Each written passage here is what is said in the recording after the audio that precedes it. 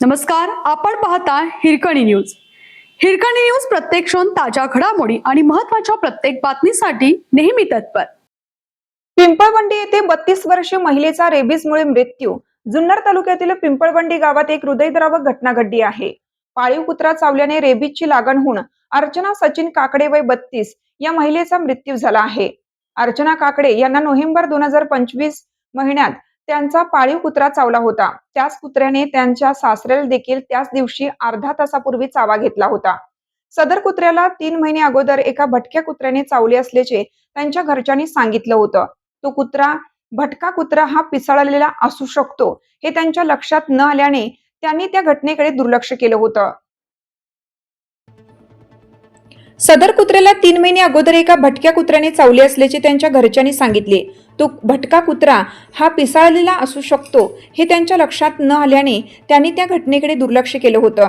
अर्चना व त्यांचे सासरे सुरेश काकडे यांना त्यांचा पाळीव कुत्रा चावल्यानंतर त्यांनी लगेचच पिंपळवंडी येथील प्राथमिक आरोग्य केंद्रात जाऊन रेबीजचे इंजेक्शन घेतली होती. गुरुवारी 19 मार्च रोजी अर्चना काकडे यांच्या सासूबाई कुसुम काकडे वय 62 यांचे वृद्धापकाळाने सकाळी निधन झालं. त्याच रात्री अर्चना काकडे यांचे देखील निधन झाले. काकडे परिवारावर दुःखाचा डोंगर कोसळला आहे. पिंपळवंडी परिसरात गेल्या वर्षभरात 389 नागरिकांना विविध प्राण्यांनी चावा घेतल्याच्या घडलेल्या घटना आहेत. यात बिबट्या, कुत्रा, मांजर या प्राण्यांचा समावेश आहे. भटक्या कुत्र्यांचा ग्रामपंचायतीने बंदोबस्त करावा अशी मागणी ग्रामस्थांनी केली आहे.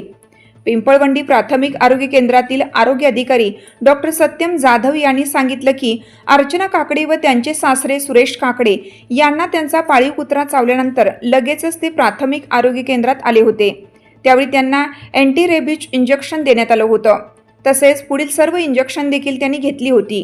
सदर महिलेच्या पायाला कुत्र्याने खोलवर चावा घेऊन पायाचा लचका तोडला होता.